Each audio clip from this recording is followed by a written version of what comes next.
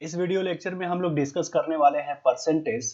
तो आइए देखते हैं परसेंटेज। इसका साइन कुछ इस तरीके से होता है और इस साइन से आप लोग फैमिलियर होंगे कि ये परसेंटेज का साइन है।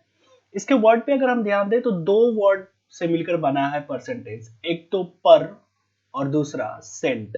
क्या मतलब होता है? पर का मतलब होता है एक यूनिट की बात करता है, एक इकाई की बात करता है। सपोज फॉर एग्जाम्पल कि जब आप कभी मार्केट जाते हैं तो किसी शॉपकीपर से जब रेट पूछते हैं तो शॉपकीपर क्या कहता है कि 10 रुपीज पर पीस या 20 रुपीज पर केजी।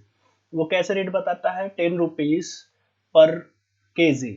इसका मतलब ये है कि उसके पास जितने आर्टिकल है, जितने सामान है, उसके हर एक यूनिट, हर एक इकाई का रेट कितना है? 10 रुपीज है। Cent it's mean related to 100 है, ये 100 से रिलेटेड होता है। कहने का ये मतलब है कि जो भी चीजें हैं, मैं सबको अगर 100 मान लूं, सबको 100 मान लूं, तो इस 100 में कितने यूनिट की बात करता है, कितने इकाई की बात करता है, दैट इज द परसेंटेज। यानी 100 का अपना भाग बताता है। सपोज फॉर एग्जांपल अगर मैं कह दूं 10%, इसका मतलब क्या हुआ कि 10% कहने का मतलब ये है कि जो भी चीज है सबको, उस चीज को, उस आर्टिकल को हमने 100 मान लिया। अब 100 मान लिया तो 100 में 100 का ये, अगर वो सारी चीजें 100 है तो उसमें से 10 यूनिट की बात करता है। ठीक है, यानी सब कुछ अगर 100 है तो 100 में से 10 की बात करता है। अगर मैं इसको नोमिनेटर डिनोमिनेटर को कैंसिल आउट करूंगा 10 से, तो 10 कटेगा एक बार और 100 कटेगा 10 बार, 10 से, यानी 1/10। यानी इतना कह सकता हूं कि ये जो 10% है, इसकी फ्रैक्शन वैल्यू, यानी फ्रैक्शन फॉर्म में अगर हमें लिखना होगा, भिन्न में लिखना होगा, तो 1/10 कर सकता हूं। तो सिंपल सी बात है, तो 10% को फ्रैक्शन वैल्यू, फ्रैक्शन फॉर्म में 1/10 कर सकते हैं इस। तो हमने बेसिकली किया क्या कि देखिए, पहले से हमने दे रखा था कि ये 10% है और इसको मैंने किसमें 100 से भाग दे दिया, तो हमारा किसमें चेंज हो गया? फ्रैक्शन फॉर्म में चेंज हो गया। यानी 10% को 1/10 कर सकता हूं।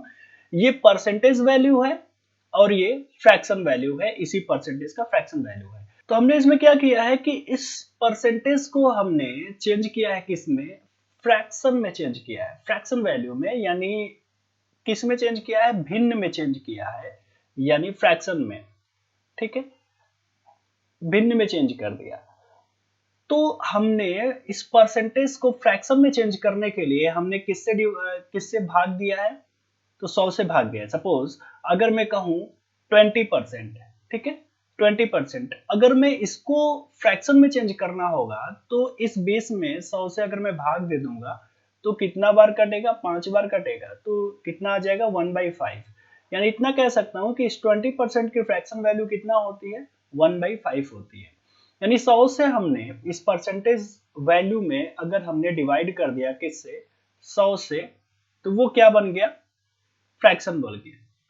और इसका रिवर्स भी कर सकते हैं। अगर फ्रैक्शन वैल्यू में अगर मैं मल्टीप्लाई कर देता हूं, 100 का, तो वो क्या निकल के आएगा? हमारा परसेंटेज वैल्यू निकल के आएगा। जैसे इस 10% को हमने फ्रैक्शन में चेंज किया था तो 1/10 आया था। अब मैं इसी में मल्टीप्लाई कर दूं 100 का, तो देखिए 10 से ये कटेगा कितना बार? 10 बार, तो 10% आया। तो अगर हमने मल्टीप्लाई कर दिया 100 से, तो कितना किस में चेंज हो गया? वो परसेंटेज में चेंज हो गया। फ्रैक्शन वैल्यू से हमने परसेंटेज में चेंज कर लिया। तो इस तरह से हम परसेंटेज को फ्रैक्शन में चेंज कर सकते हैं, यानी भिन्न में चेंज कर सकते हैं, और भिन्न को, यानी फ्रैक्शन वैल्यू को वापस जो है रिवर्स परसेंटेज में चेंज कर सकते हैं 100 का मल्टीप्लाई करके। ठीक है, तो आइए देख लेते हैं कुछ इंपॉर्टेंट परसेंटेज जिसकी फ्रैक्शन वैल्यू हमें याद होनी चाहिए, मालूम होने चाहिए। और ये याद हो जाएंगे जितने नंबर ऑफ क्वेश्चन आप अटेंड करते हैं, तो इजिली आपको लर्न हो जाता है। यानी कहने का मतलब है कुछ महत्वपूर्ण जो है कि प्रतिशत का फ्रैक्शन वैल्यू, यानी उसके भिन्नात्मक मान पे हम लोग देखने वाले हैं। ठीक है, देखिए 100% की फ्रैक्शन वैल्यू होती है 1। ऐसे ही 50% की फ्रैक्शन वैल्यू 1/2। ऐसे ही 33 1/3% की फ्रैक्शन वैल्यू 1/3। 25% की फ्रैक्शन वैल्यू 1/4। 20% की फ्रैक्शन वैल्यू 1/5 एंड 16 2/3% के फ्रैक्शन वैल्यू 1/6। ठीक है, ऐसे ही 14 2/7% के फ्रैक्शन वैल्यू 1/7, 12.5% की फ्रैक्शन वैल्यू 1/8 एंड 11 1/9% की फ्रैक्शन वैल्यू 1/9, 10% की फ्रैक्शन वैल्यू 1/10 जो अभी हमने देखा था। सेम ऐसे ही 9 1/11% की फ्रैक्शन वैल्यू 1/11, 8 1/3% की फ्रैक्शन वैल्यू 1/12 एंड 37% यानी 37 1/2% की फ्रैक्शन वैल्यू 3/8 एंड 57 1/7% की फ्रैक्शन वैल्यू 4/7। ये कुछ इंपॉर्टेंट फ्रैक्शन वैल्यू हैं जिनके आपको परसेंटेज याद होने चाहिए और इजिली याद होता है। तो ये बार बार रिपीट होता है, आपको हर जगह देखने को मिलेगा। जितने नंबर ऑफ क्वेश्चंस आप करेंगे तो इससे होके आपको गुजरना पड़ेगा, इसलिए ये इजिली याद हो जाता है। जितने नंबर ऑफ क्वेश्चन अगर आप करते हैं तो याद हो जाता है। याद करने के लिए आप देखिए कि ये 11 1/9 जो है कि परसेंट की फ्रैक्शन वैल्यू 1/9 होती है, और यहाँ पे जो है 9 1/11 है तो इसकी फ्रैक्शन वैल्यू क्या होती है 1/11 है। तो ये इजिली आपको याद हो जाएंगे। उसके अलावा और भी क्या कर सकते हैं, देखिए 100% की अगर फ्रैक्शन वैल्यू 1 है तो इसका आधा 50%, इसका आधा ही तो हो रहा है 50%, यानी 50%, तो 1 का भी आधा हो जाएगा 1/2। ठीक है, तो इसकी फ्रैक्शन वैल्यू। चलिए, तो ये इंपॉर्टेंट कुछ परसेंटेज हैं जिनकी फ्रैक्शन वैल्यू आपके याद होने चाहिए, और अगर याद है तो क्वेश्चन को इजीली कर सकते हैं।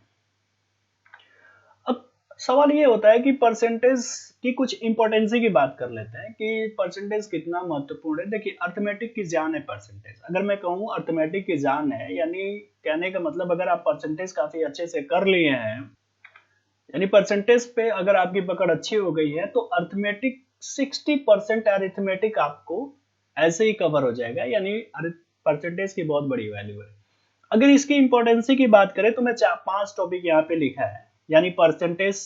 पहला तो देखिए परसेंटेज, दूसरा कंपाउंड इंटरेस्ट यानी सीआई चक्रवृद्धि ब्याज, तीसरा है सिंपल इंटरेस्ट यानी साधारण ब्याज, चौथा प्रॉफिट एंड लॉस लाभ या हानि, और पांचवा है डिस्काउंट बट्टा जिसको कहते हैं। इन पांचों टॉपिक में से कोई एक ऐसा सिंगल क्वेश्चन फ्रेम कर दीजिए जिसमें ये परसेंटेज यूज ना हो, होगा यूज। इवन अगर मैं बात करूं टाइम एंड वर्क में, तो इसमें भी क्वेश्चन फ्रेम हो जाते हैं परसेंटेज के। अगर मैं आपके सामने एक क्वेश्चन लिखूं कि ए और बी दो काम करने वाले हैं and A 25% more than efficient to be, कि ए 25% ज्यादा क्षमतावान है बी से काम करने में, and A can finish a piece of work in 25 days, कि ए अकेले उस काम को 25 दिन में कर सकता है, then in how many time the whole work will finish if both person works together, कि अगर दोनों साथ में काम करें तो काम कितने दिन में खत्म होगा। बेसिकली हमने परसेंटेज में भी, टाइम एंड वर्क में भी, जो कार्य तथा समय है, इसमें भी हमने परसेंटेज को यूज होते हुए देखा। ठीक है, अगर मैं बात करूं मेंसुरेशन के क्षेत्रमिति की, चाहे वो 2 डायमेंशनल हो या 3 डायमेंशनल हो, इसमें भी परसेंटेज यूज होता है। कैसे कि अगर मैं 2 डायमेंशनल का एक फिगर ले लेता हूं, ये एक आयत है। ठीक है, ये एक आयत है, तो इसकी लंबाई और चौड़ाई होगी, तो लंबाई में हमने इंक्रीज वृद्धि कर दिया 16/2/3% की, और चौड़ाई में हमने डिक्रीज कर दिया चौड़ाई को, यानी घटा दिया 14/2/7% की। अब मैं पूछ सकता हूं कि इसके एरिया में कितने परसेंट का डिफरेंशिएट होगा। तो हमने मेंसुरेशन में परसेंटेज को यूज होते हुए देखा। 3D में कैसे हो सकता है क्वेश्चन फ्रेम, कि मैंने एक 3D का फ्रेम, 3D का एक फिगर लिया। ये एक सिलेंडर है, बेलन है, और इसकी हाइट में जो है, हाइट को हमने घटा दिया है 14/2/7% से, और इसका जो रेडियाई है, रेडियस है, यानी इसकी जो त्रिज्या है, उसको हमने बढ़ा दिया है 16/2/3 से।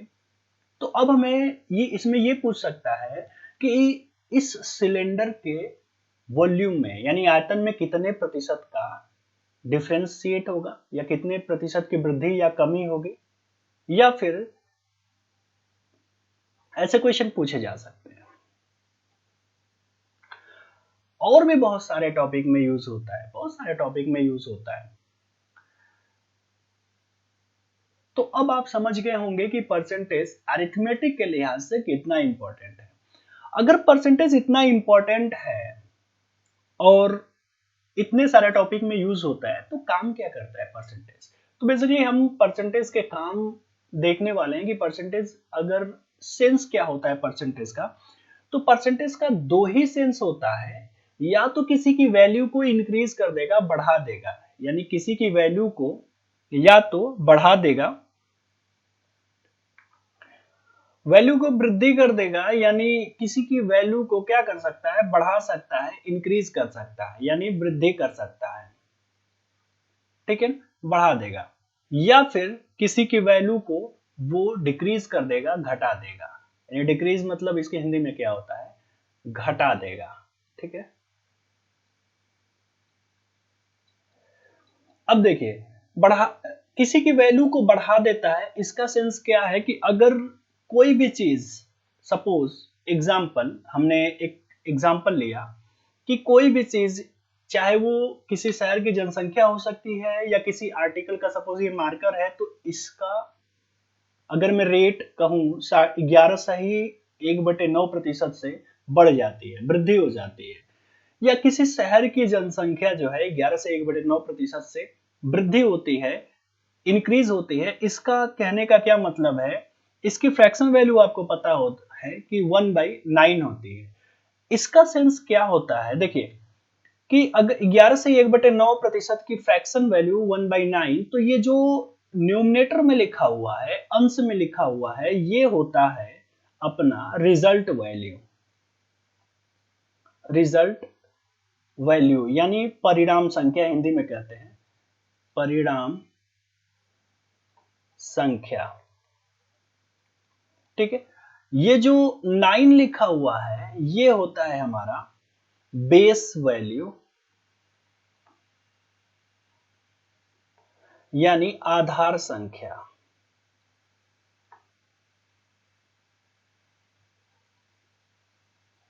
ठीक है। क्या सेंस है इसका, मैंने कहा कि कोई भी चीज 11 से 1/9% से वृद्धि हो जाती है, यानी बढ़ जाती है, इसका सेंस क्या है, किसी शहर की जनसंख्या भी हो सकती है कि 11 से 1/9% से वृद्धि होगी। इसका मतलब ये है कि पहले अगर उस शहर की जनसंख्या 9 थी, हमने आधार वैल्यू क्या लेगा, 9, पहले उस शहर की जनसंख्या 9 थी, तो अब 11 से 1/9% की वृद्धि होने के बाद उस शहर की जनसंख्या कितनी हो गई, 10 हो गई।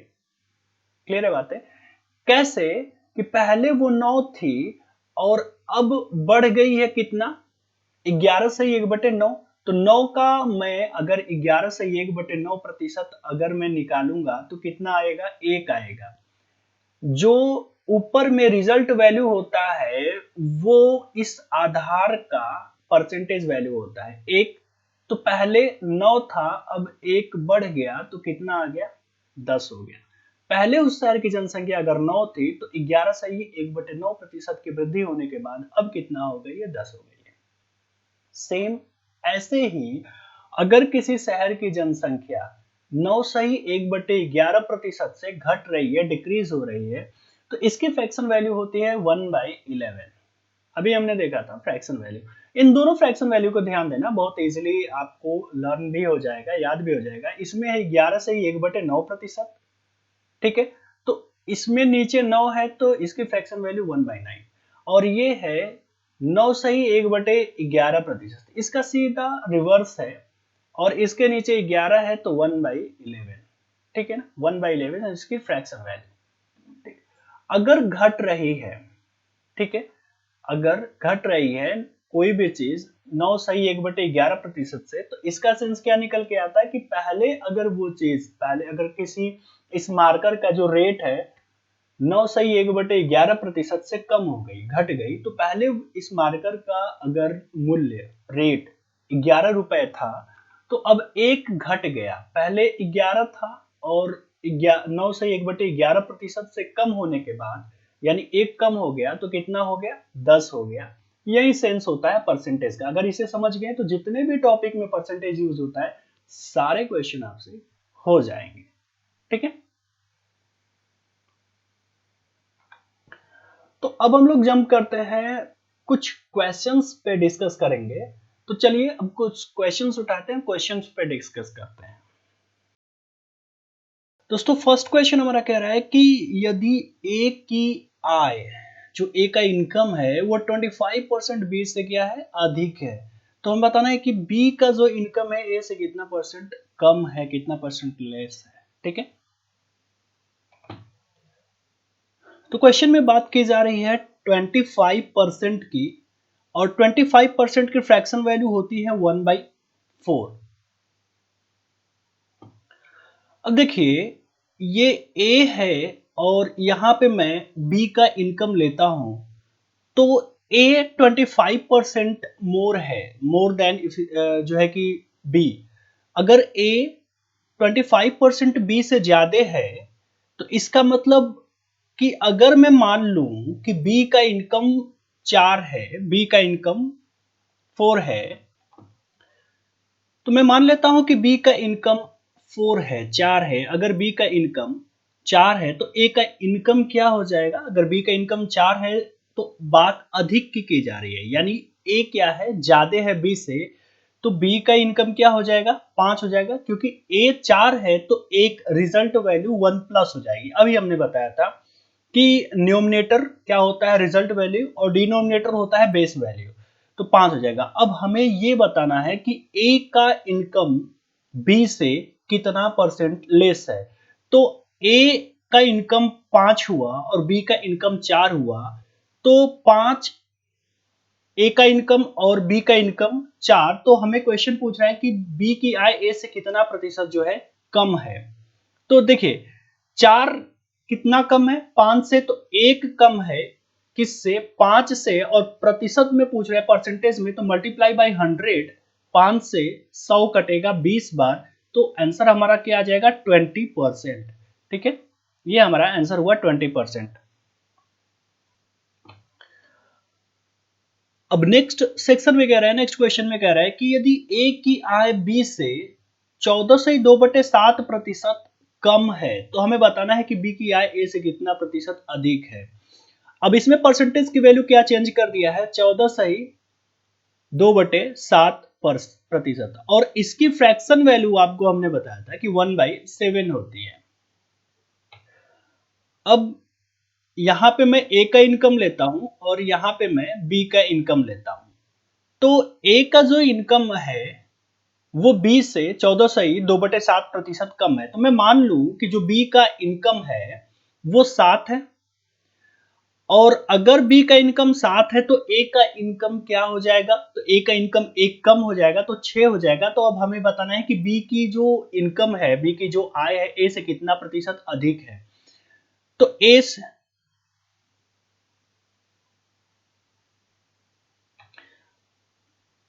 तो ए का जो इनकम है,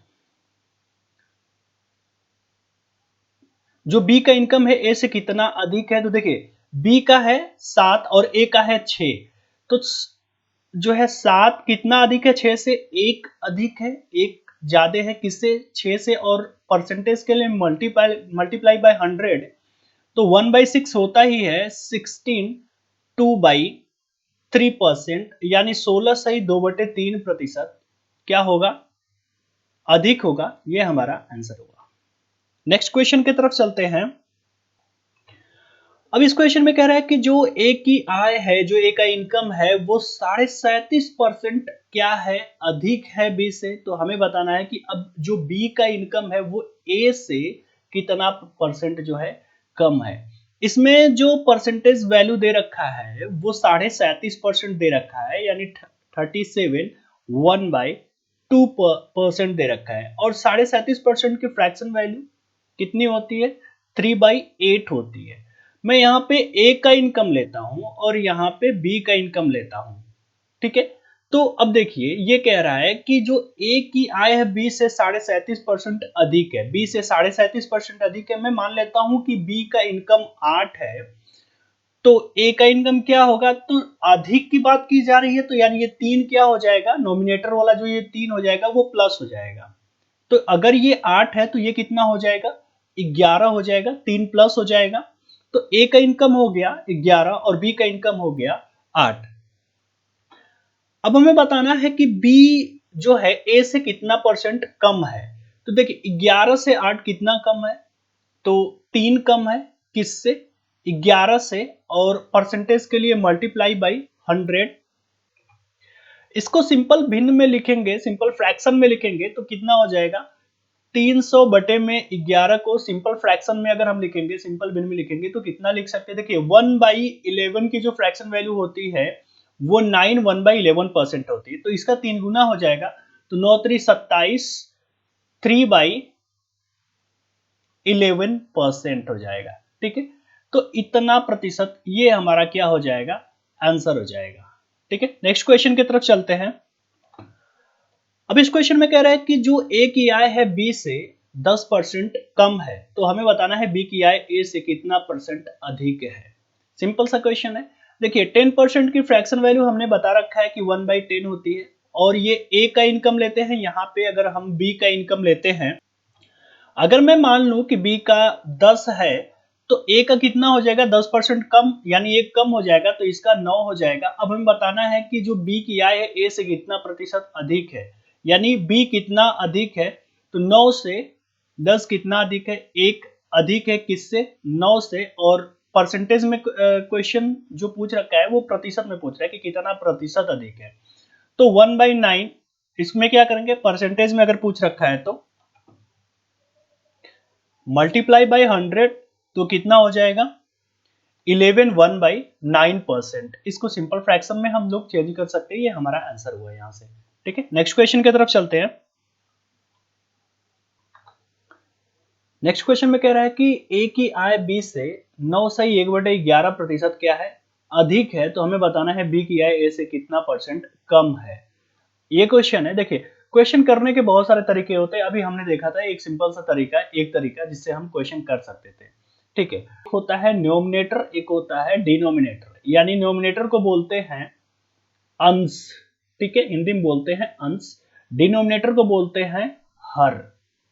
ठीक है, तो वैल्यू के सेंस में समझते हैं कि अगर डिनोमिनेटर है यानी हर की वैल्यू को अधिक करेंगे तो हमारी जो रिजल्ट आएगा वो कम आएगा। अगर इसकी वैल्यू अगर अधिक होगी तो रिजल्ट वैल्यू कम होगी, अगर डिनोमिनेटर की वैल्यू कम होगी तो रिजल्ट वैल्यू अधिक आएगी। सिंपल सा है। अब देखिए ये कह रहा है कि जो ए का इनकम है बी से 9/1/11% अधिक है, तो हमें बताना है कि बी का जो इनकम है, आय है, वो ए से कितना प्रतिशत कम है। बात इसमें कम की जा रही है। अब देखिए यहां पे मैं ए को रखता हूं, यहां पे बी के इनकम को लेता हूं, बी को रखता हूं। ठीक है, अब क्वेश्चन में कह रहा है कि जो ए की आय है, ए का इनकम ऑफ ए जो है वो 9 1/11% मोर देन बी, बी से कितना ज्यादा है, वो बी से कितना ज्यादा है, तो 9/1/11% मोर है, ज्यादा है ए का इनकम। तो हमें बताना है कि अब बी कितना कम है। अब आपको पता है, यहां पे रख लेते हैं कि 9/1/11% की फ्रैक्शन वैल्यू आपको पता है कि कितना होता है, 1/11 होता है। ठीक है, 1/11 होता है। अब बात क्वेश्चन में क्या की जा रही है, कम की बात की जा रही है। ठीक है ना, यानी क्वेश्चन में बोल रहा है कि इसका कितना जो परसेंट कम होगा, कम होगा, तो देखिए ऊपर जो नॉमिनेटर में जो अंश में रखा हुआ है उसको सेम एज इट इज रख दीजिए, यानी 1 है तो 1 को रख दीजिए। जो हर में है यानी 11 पहले से है, और जो अंश में लिखा हुआ है, कम की बात की जा रही है तो उसमें एक जोड़ दीजिए, जो भी अंश में लिखा हुआ है, डिनोमिनेटर में जो लिखा हुआ है उसको ऐड कर दीजिए, तो कितना हो जाएगा, 12 हो जाएगा। यानी कितना हो जाएगा, 12 हो जाएगा। और परसेंटेज की बात की जा रही है तो मल्टीप्लाई बाई 100 कर दीजिए, कितना निकल के आया, तो ये निकल के आ जाएगा, सॉल्व करेंगे तो जब इसको सॉल्व करेंगे तो हमारे पास निकल के आ जाएगा 81/3%। तो देखिए अब जो बी की इनकम होगी वो कितना परसेंट लेस होगी ए से, तो 81/3% कम होगी। अब क्वेश्चन को कुछ ऐसे ही करेंगे, क्विक करेंगे, जल्दी करेंगे। ठीक है, तो नेक्स्ट क्वेश्चन की तरफ चलते हैं, और नेक्स्ट क्वेश्चन हमारा कह रहा है, देखिए एक बार और हम इस क्वेश्चन का फंडा समझा देते हैं। देखिए अगर बात में बोल रहा है कि कितना प्रतिशत अधिक होगा, ठीक है, मोर होगा, अगर कुछ ऐसा क्वेश्चन पूछे कि कितना प्रतिशत अधिक होगा यानी कितना परसेंट ज्यादा होगा, तो हम क्या करेंगे, न्यूमरेटर को एज इट इज रखेंगे और डिनोमिनेटर माइनस कर देंगे न्यूमरेटर और मल्टीप्लाई बाई 100 कर देंगे। यानी हिंदी में देख लेते हैं, जो हमारा अंश रहेगा वो तो एज इट इज रहेगा, नीचे क्या कर देंगे, जो हमारा हर है उसमें से अंश को घटा देंगे, ठीक है, और मल्टीप्लाई कर देंगे 100 से, तो वो हमारा आ जाएगा कि कितना परसेंट अधिक है। Got it. अगर बोल रहा है कि कितना परसेंट कम है, ठीक है, कितना प्रतिशत कम हो रहा है, तो इसके लिए हम क्या कर सकते हैं, देखिए जो न्यूमरेटर है वो एज इट इज रहेगा, यानी जो अंश है फ्रैक्शन में वो तो सेम रहेगा, ठीक है। नीचे जो हर होगा, डिनोमिनेटर होगा उसमें क्या कर सकते हैं, उसमें माइनस कर दूंगा मैं, सॉरी, इसमें प्लस कर दूंगा न्यूमरेटर को, यानी जो हर होगा उसमें मैं अंश को जोड़ दूंगा। हिंदी में क्या होगा, जो और क्या कर दूंगा, मल्टीप्लाई कर दूंगा 100 से, तो हमें पता चल जाएगा कि कितना परसेंट कम है।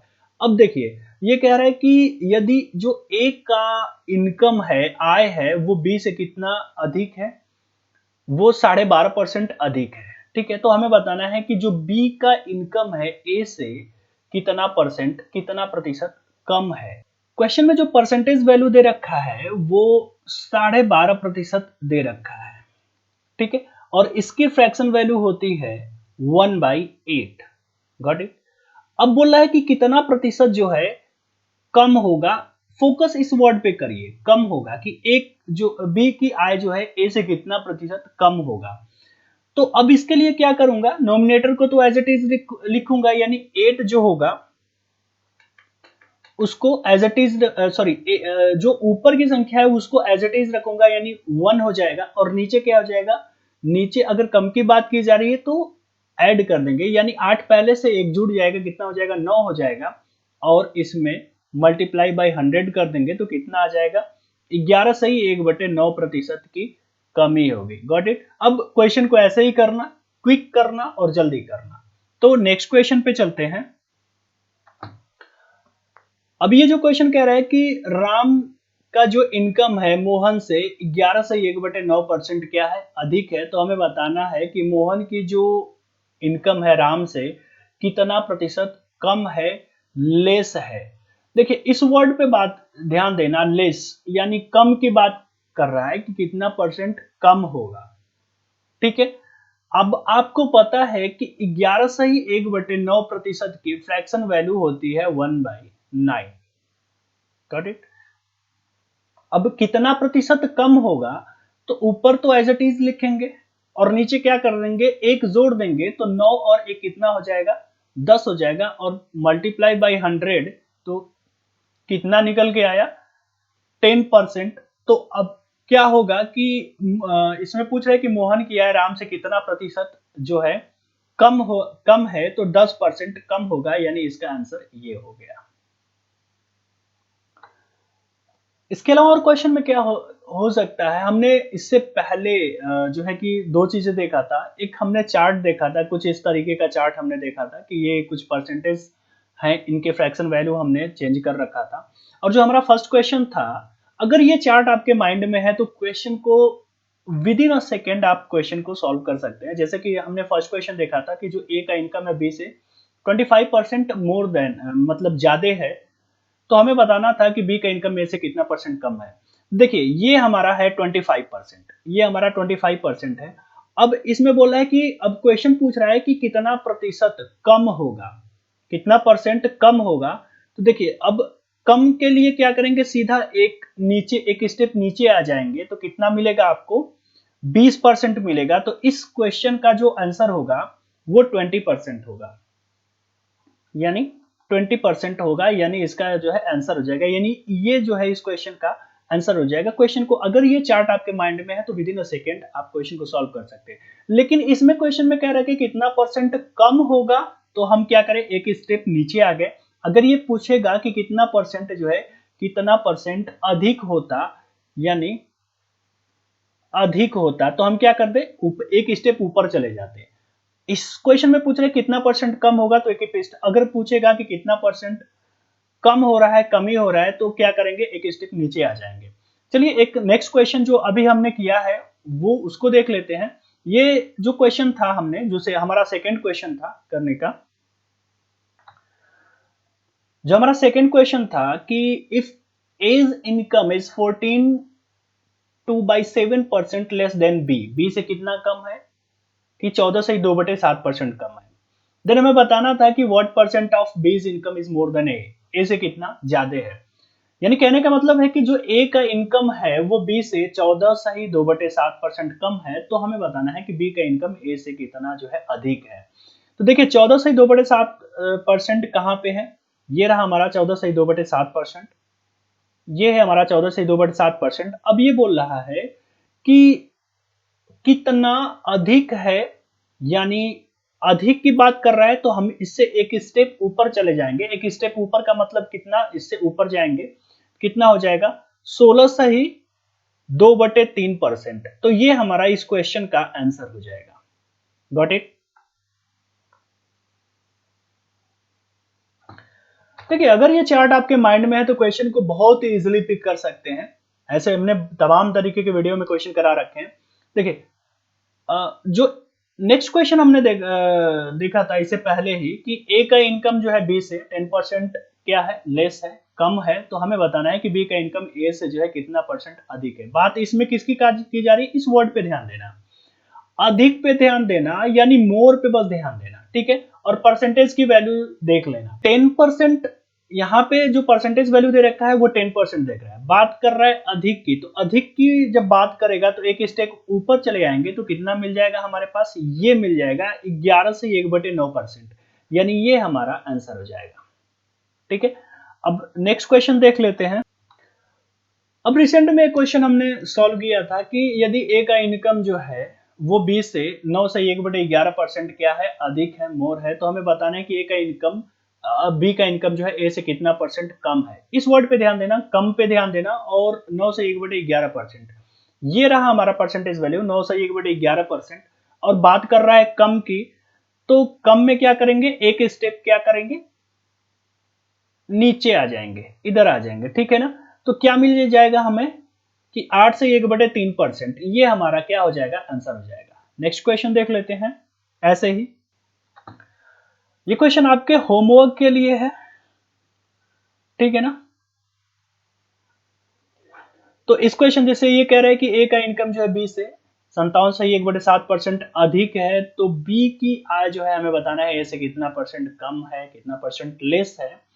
तो ये आपका क्या रहेगा, होमवर्क रहेगा। और इसे, इसका आंसर आप सॉल्व करके, अगर ये वीडियो आपको समझ में आया हो, क्वेश्चन समझ में आया हो, तो हमें कमेंट में बताएं कि इस क्वेश्चन का आंसर क्या होगा। तो तब तक के लिए thank you very much, bye bye.